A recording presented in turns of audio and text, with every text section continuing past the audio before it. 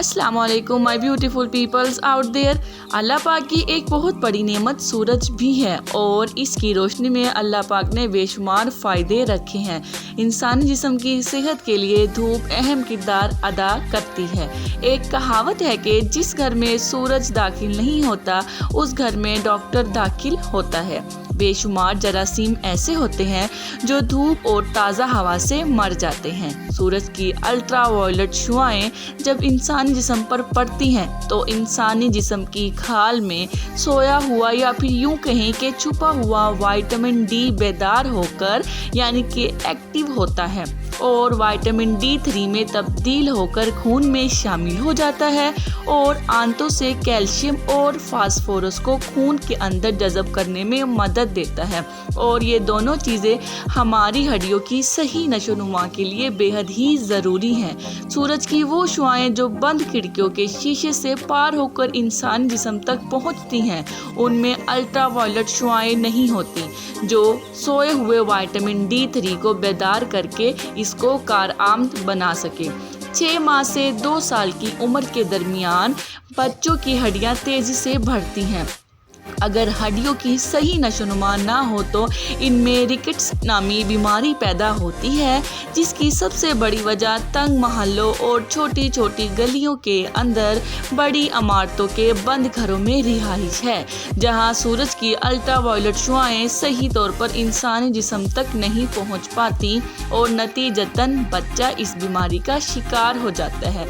इसीलिए अपने बच्चों को आइंदा आने वाली बीमारियों से बचाएं और तकरीबन बच्चों को दिन में 10 से 15 मिनट तक धूप दें। विटामिन D3 की कमी से कूलों की हड्डी की सही नशोनुमा नहीं होती और ये बजाय फैलने के सिकुड़ना शुरू हो जाती हैं जिसकी वजह से खवातीन को बहुत से मसाइल का सामना करना पड़ता है। अब आपको बताती चलूं कि धूप किस तरीके से आप हासिल कर सकते हैं।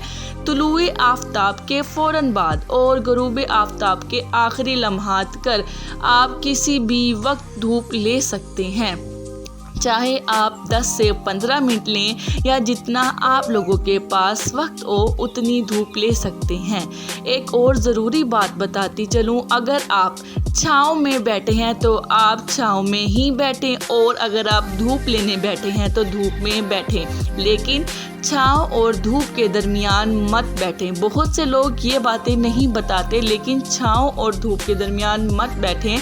आपको एक हदीस भी सुनाती हूँ। हमारे प्यारे नबी हज़रत मोहम्मद सल्लल्लाहु अलैहि वसल्लम ने फरमाया, तुम में अगर कोई साए में बैठा हो और उस पर से साया हट जाए और उसका कुछ हिस्सा धूप में हो और कुछ हिस्सा साए में हो तो बेहतर है कि वो वहाँ से उठ खड़ा हो। इसका मतलब ये है कि हमारे दीन के मुताबिक भी धूप और छाँव के दरमियान बैठना मना किया गया है।